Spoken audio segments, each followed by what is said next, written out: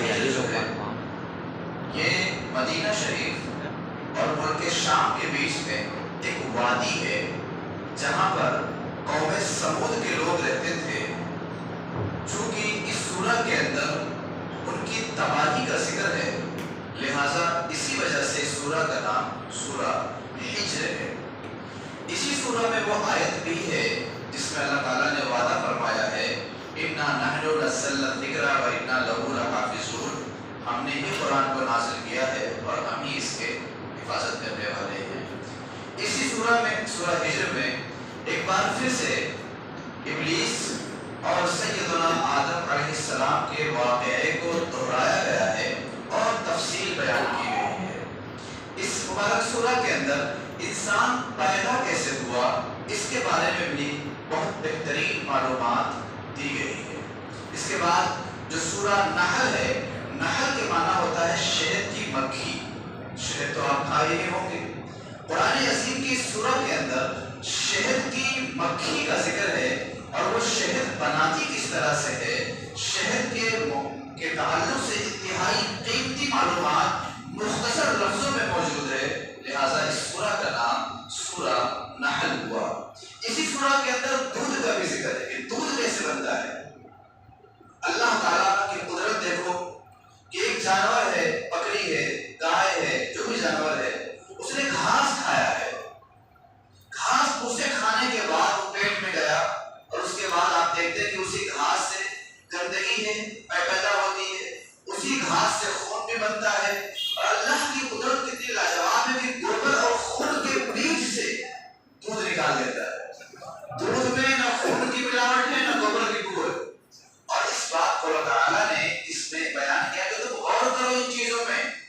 ہے کوئی ایسا جو ایسا کر سکے؟ یہ اللہ کی قدرت کی نشانیوں کو سورہ نحل کے اندر بیان کیا گیا ہے. اس مبارک سورہ کے اندر اللہ کی وحدانیت، رسول گرامی وقار صلی اللہ علیہ وسلم کی رسالت کو بھی بڑے تفصیل سے بیان کیا گیا ہے. سورہ نحل کے اندر فَاسْأَلُوا أَهْلَ الذِّكْرِ إِن كُنتُمْ لَا تَعْلَمُونَ کہہ کر کے قیامت تک آنے والے مسلمانوں سے کہا گیا ہے کہ جس چیز کو تم نہیں جانتے وہ جاننے والوں سے پوچھ لیا کرو. اسی سورہ میں وہ آیت بھی ہے جو جمعہ کے خطبے میں اکثر پڑھی جاتی ہے اِنَّ اللَّهَ يَأْمُرُ بِالْعَدْلِ وَالْإِحْسَانِ وَإِيتَاءِ ذِي الْقُرْبَىٰ وَيَنْهَىٰ عَنِ الْفَحْشَاءِ وَالْمُنكَرِ وَالْبَغْيِ يَعِظُكُمْ لَعَلَّكُمْ تَذَكَّرُونَ. یہ آیت کریمہ انتہائی لاجواب ہے. اگر اس کی تفصیل بیان کی جائے تو ایک باقاعدہ گھنٹوں لگ جائے. وہ اسی سورہ نحل کے اندر ہے. اس سورہ کے اندر اخیر میں جو ہے دعوت و تبلیغ کے بارے میں بہترین معلومات ہے کہ کسی کو اللہ کی طرف کیسے بلائیں گے، کسی کو دین کی دعوت کیسے دیں گے، کسی کو اس کی برائی سے کیسے روکیں گے. بہت مختصر سے لفظوں میں بتایا گیا ادعو الی سبیل ربک بالحکمہ.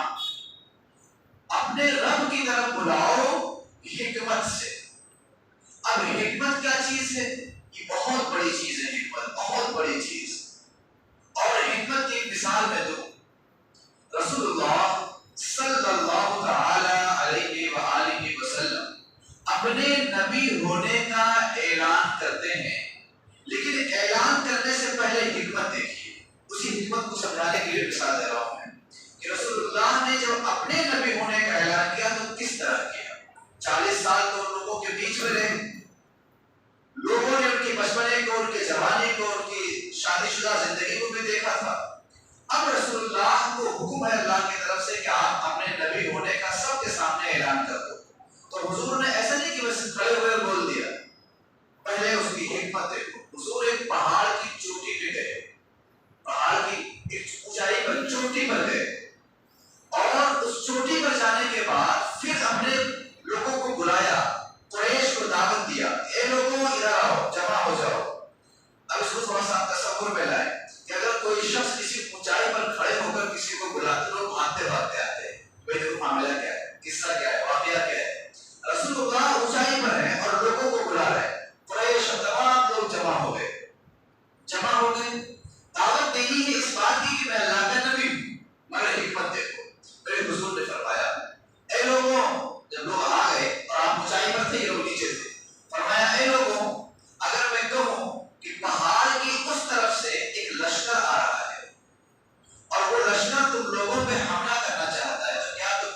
مانو گے؟ کیسا بہترین سوال، عقلی سوال. کیوں؟ کیونکہ حضور اونچائی پر تھے اور اس پہاڑ کے کیا ہے یہ وہ دیکھ نہیں رہے تھے، حضور ہی دیکھ رہے تھے. تو بات بھی بڑی معقول ہے.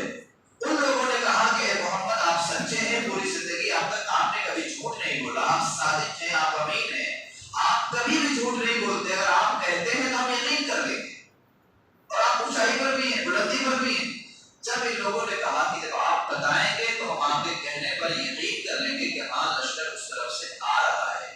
حضور پاک نے کہا اے لوگوں، جب تم میرے کہنے سے اس بات کو مان رہے ہو، بغیر دیکھے مان رہے ہو میرے کہنے سے، تو میرے ہی کہنے سے مان لو.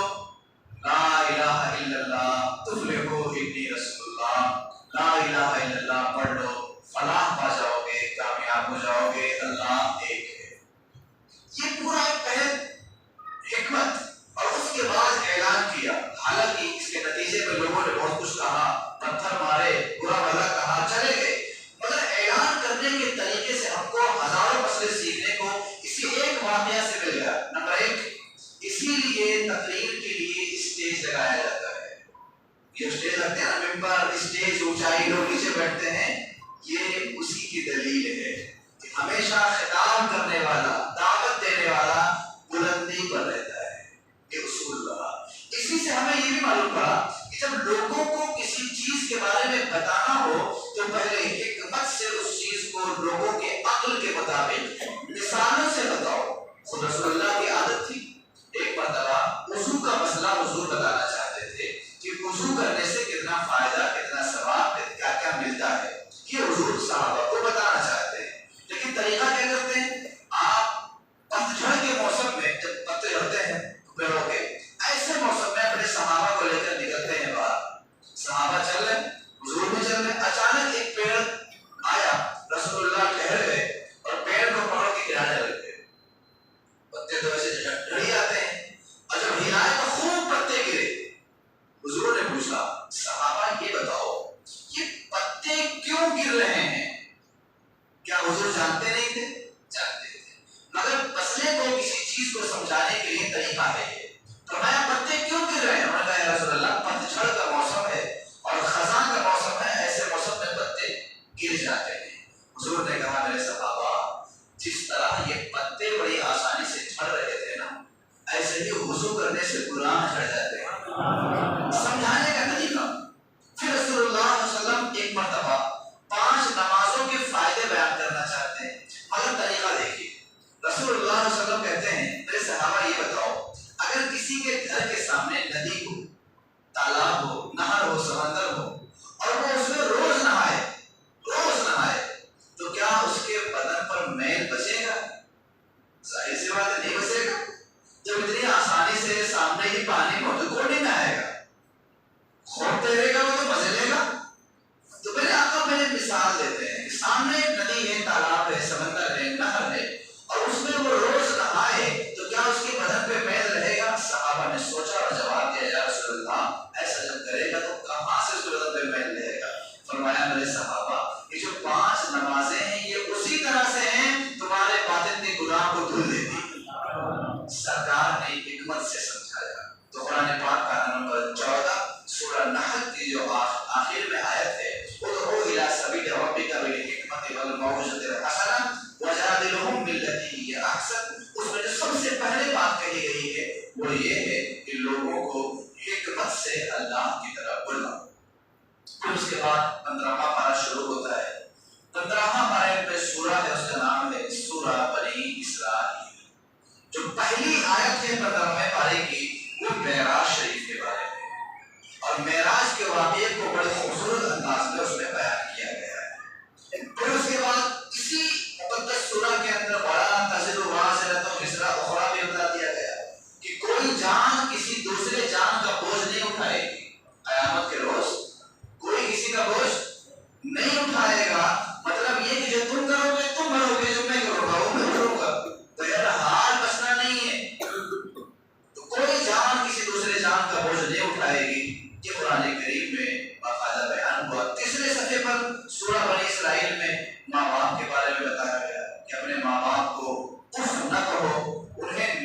سے بات کرو.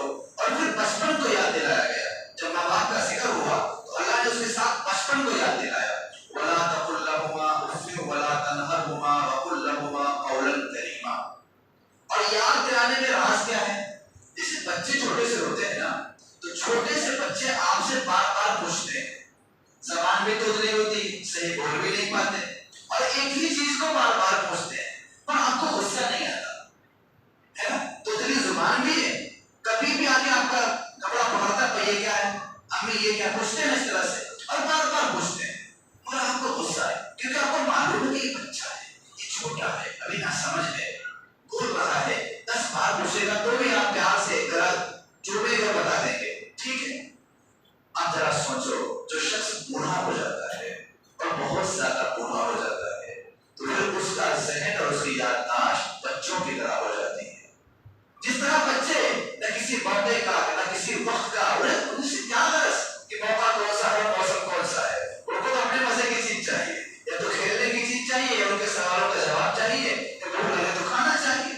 ٹھیک اسی طرح سے ایک بوڑھے شخص کے ساتھ یہ مسئلہ پیش آتا ہے.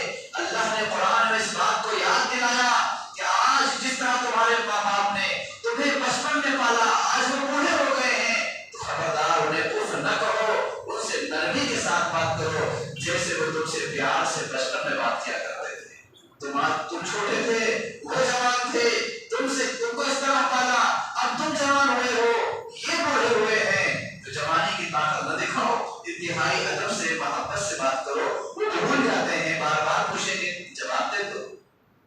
یادداشت کمزور ہو جاتی ہے، ہو سکتا ہے بار بار آپ کو تنگ کریں. غصہ مت کرو کہ تم بوڑھے ہو چکے ہیں، آپ کو بھی بوڑھا ہونا ہے.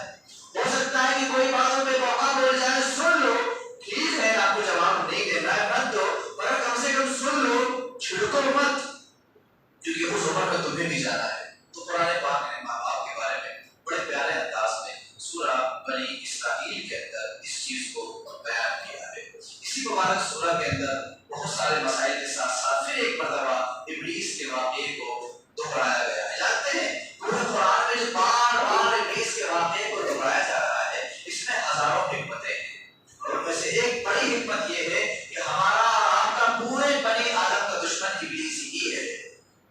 وہ ہر معاملے میں دخل دینے والا وہی ہے، اور جب وہ تمہارے باپ آدم کا دشمن ہے تو تمہارا دوست کیسے ہو سکتا ہے؟ تو اس کو بار بار دہرایا جاتا ہے تاکہ لوگ بھولے نہ، اپنے دشمن کو پہچانتے رہیں، اس کے حملوں سے، اس کے خطروں سے بچنے کی کوشش کریں. تو سورہ بنی اسرائیل کے اندر ایک بار پھر سے ابلیس کے واقعے کو دہرایا گیا. اسی مبارک سورہ میں یہ کہا گیا کہ وَلَقَدْ كَرَّمْنَا بَنِي آدم، ہم نے بنی آدم کے سر پر کرامت کا تاج رکھا ہے، یعنی بلند مقام دیا ہے، تمام مخلوق میں اعلیٰ مرتبہ دیا ہے. اسی سورہ میں کہا گیا یوم ندعو کل اناس بامامہم، قیامت کے روز لوگوں کو ان کے پیشواؤں کے ساتھ بلایا جائے گا، پکارا جائے گا، اور ہر ایک سے سوال ہوگا. ہم سے سوال ہوگا کہ تم نے بتایا کیوں نہیں تھا، آپ سے سوال ہوگا کہ آپ نے سنا کیوں نہیں تھا. یہ ساری چیزیں ہر ایک سے سوال ہوگا. یہ قرآن پاک نے بتایا. اسی مبارک سورہ کے اندر تہجد کے بات کو ذکر کیا گیا، اور تہجد کی نماز میرے آقا محمد رسول اللہ صلی اللہ علیہ وسلم پر یہ فرض تھی. اس سے بھی یہ معلوم پڑتا ہے کہ نبی اور امتی میں بہت بڑا فرق ہوتا ہے. ہم پر صرف 5 نمازیں فرض ہیں، اور اللہ فرماتے ہیں کہ حضور پر 6 نمازیں فرض ہیں. ہم پر تہجد فرض نہیں، حضور پر تہجد فرض ہے. اور پھر اس کے بارے میں آگے چل کر اسی مبارک سورہ میں کہا گیا کہ قرآن کو اللہ نے مومنوں کے لیے شفا بنایا